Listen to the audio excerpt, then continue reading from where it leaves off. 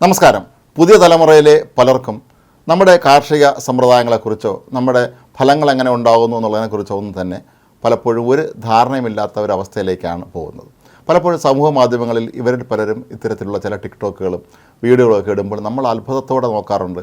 ഇവർക്കത് കഴിക്കാൻ മാത്രമേ അറിയാവൂ, അതിൻ്റെ ചരിത്രം അതല്ലെങ്കിൽ ഇതെങ്ങനെ ഇത് ഉണ്ടാകുന്നു എന്നുള്ളതിനെക്കുറിച്ച് ഒരു ധാരണയുമില്ലേ എന്ന്.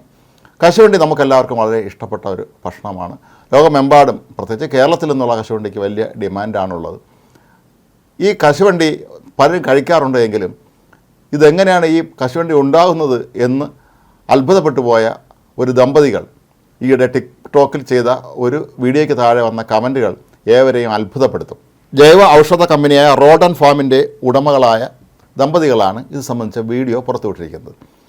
ഇവർ തന്നെ ഫാമിങ്ങിൻ്റെ ആളുകളാണ് എന്ന് പറഞ്ഞിട്ടും കശുവണ്ടി എങ്ങനെ ഉണ്ടാകുന്നു എന്നറിയില്ല. ഇവർ ഒരു സ്ഥലത്ത് യാത്ര പോകുന്നത് അവിടെ ഒരു കശുമാവിൻ്റെ കീഴിൽ നിൽക്കുന്നതുമായിട്ടാണ് ദൃശ്യങ്ങൾ കാണുന്നത്.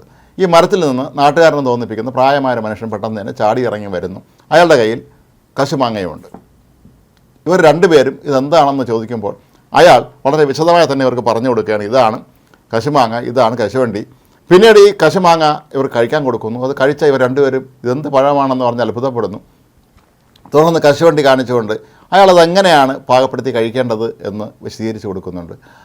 അയാൾ പറയുന്നു, ഇത് നമ്മൾ വെയിലത്തിട്ട് ഉണക്കിയതിന് ശേഷം ചുട്ട് ഒക്കെയാണ് ഇതിൻ്റെ തോട് കളഞ്ഞതിന് ശേഷം അണ്ടിപ്പരിപ്പെടുത്ത് കഴിക്കേണ്ടത് തുടങ്ങിയ കാര്യങ്ങളൊക്കെ തന്നെ വിശദമായി പറയുമ്പോൾ ഈ ഭാര്യയും ഭർത്താവും അന്തമുട്ട് അത്ഭുതത്തോടെ നോക്കി നിൽക്കുകയാണ്. ഇങ്ങനെയൊക്കെയാണോ ഈ കശുവണ്ടി നമ്മൾ കഴിക്കുന്ന സാധനം ഉണ്ടായി വരുന്നത് എന്ന്, ഇതിൻ്റെ ഉത്ഭവം എങ്ങനെയാണെന്ന് ഈ രണ്ടു പേർക്കും അറിയില്ല എന്നായിരുന്നു അവർ ഇതിൽ കൊടുത്തിരുന്നത്. മാത്രമല്ല ഇത് തങ്ങളേറെ അത്ഭുതപ്പെടുത്തിയെന്നും ഇത് വളരെ വിചിത്രമായി തോന്നുന്നു എന്നൊക്കെ രണ്ടുപേരും ഈ ടിക്ടോക്കിൽ പറയുമ്പോൾ താഴെ വരുന്ന കമൻറ്റുകൾ ഒരു രക്ഷയുമില്ലാത്ത രീതിയിലാണ്. പലരും പറയുന്നത് തങ്ങളും ഇതേ അവസ്ഥ നേരിടുന്നവരാണ് എന്നാണ്. കശുവണ്ടി ധാരാളമായി കഴിക്കാറുണ്ടെങ്കിൽ പോലും ഇതെങ്ങനെയാണ് ഇത് ഉണ്ടാകുന്നത് എന്ന് തങ്ങൾക്ക് അറിയില്ല എന്നാണ് പുതിയ തലമുറയിൽപ്പെട്ട പലരും പറയുന്നത്. പക്ഷേ മാങ്ങയെക്കുറിച്ചും പലരും പറയുന്നുണ്ട്, ഇതെങ്ങനെയാണ് കഴിക്കാൻ കൊള്ളാമെന്നുള്ളതാണോ, എന്താണ് ഇതിൻ്റെ അവസ്ഥ, ഇതിനെന്തെങ്കിലും ആരോഗ്യകരമായ പ്രശ്നങ്ങളുണ്ടോ തുടങ്ങിയ നിരവധി ചോദ്യങ്ങളും പലരും സമൂഹ മാധ്യമങ്ങളിൽ ഈ വീഡിയോയ്ക്ക് താഴെയായി ഉയർത്തുന്നുമുണ്ട്. ഏതായാലും ഇന്ത്യക്കാരെ സംബന്ധിച്ച് പ്രത്യേകിച്ച് കേരളീയർക്ക് നമ്മൾ ഇതിൻ്റെ ഉത്ഭവമൊന്നും പറഞ്ഞു കൊടുക്കേണ്ട കാര്യമില്ല. എങ്കിലും ബ്രസീലിലാണ് ശരിക്കും കശുമാവ് ഉണ്ടായത്. അതിൻ്റെ ഉത്ഭവസ്ഥാനം ബ്രസീലാണ്. അവിടെ നിന്ന് പോർച്ചുഗീസുകാരാണ് ഇത് ഇന്ത്യയിലേക്കും മറ്റ് തെക്കിഴക്കൻ ഏഷ്യൻ രാജ്യങ്ങളിലേക്കൊക്കെ തന്നെ കൊണ്ടുചെന്ന് എത്തിച്ചത്. പക്ഷേ അവർ പോലും അന്ന് കരുതി കാണുകയില്ല പിൽക്കാലത്ത് ഇന്ത്യ, പ്രത്യേകിച്ച് നമ്മുടെ കേരളം പോലുള്ള സംസ്ഥാനങ്ങളൊക്കെ തന്നെ കശുവണ്ടി കയറ്റുമതി ചെയ്യുന്ന വളരെ പ്രമുഖമായ ഒരു രാജ്യമായി മാറുമെന്ന്. ഏതായാലും ഈ ടിക്ടോക്ക് ഒരുപാട് പേരുടെ കണ്ണ് തുറപ്പിച്ചു എന്നാണ് പറയപ്പെടുന്നത്.